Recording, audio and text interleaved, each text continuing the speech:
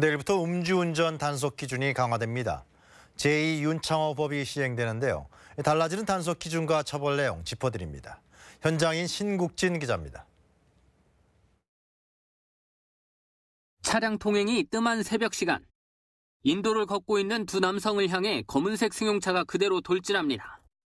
남성 한 명은 차량을 겨우 피했지만 한 남성은 차량과 그대로 충돌했습니다.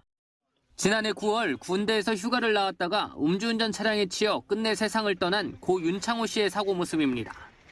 그 뒤 음주운전에 대한 처벌 수위를 높여야 한다는 여론이 형성됐고 정부는 이른바 윤창호법을 제정해 지난해 11월 29일 관련 법안이 국회를 통과했습니다.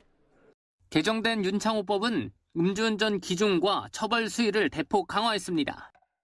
혈중 알코올 농도 0.05%였던 음주운전 면허 정지 기준은 0.03%로 낮아집니다. 사람에 따라 소주 한 잔만으로도 음주운전에 적발될 수 있는 수치입니다. 면허 취소 기준 역시 현행 0.1%에서 0.08%로 낮아집니다. 가해자 처벌도 강화돼 음주운전 사망사고를 내면 최고 무기징역 또는 최저 3년 이상의 징역에 처해집니다. 3번 이상 음주 단속에 걸릴 경우 면허가 취소되는 삼진아웃죄 역시 2번만 적발되면 면허가 취소되는 이진아웃죄로 바뀝니다. 단속 기준과 처벌이 강화된 윤창호법이 내일부터 시행됩니다. 그동안 경찰과 언론에서 대대적으로 홍보를 했는데요. 시민들의 의식은 어떻게 개선됐는지 단속 현장을 동행했습니다. 충북 청주의 유흥가 주변.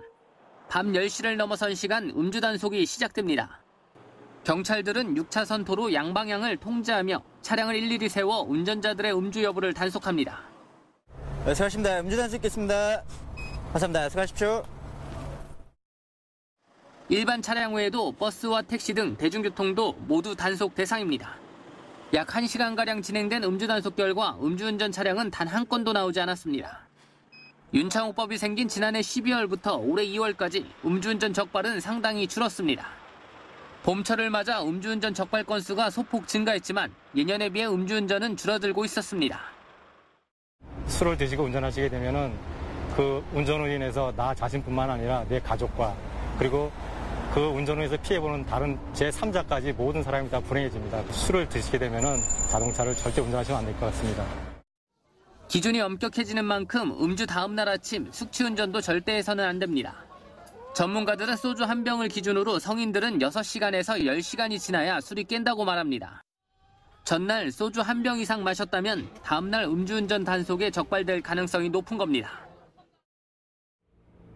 음주운전 자신뿐 아니라 다른 사람의 생명도 위협할 수 있는 범죄인 만큼 술을 마셨다면 운전하지 않는 것이 정답일 것 같습니다.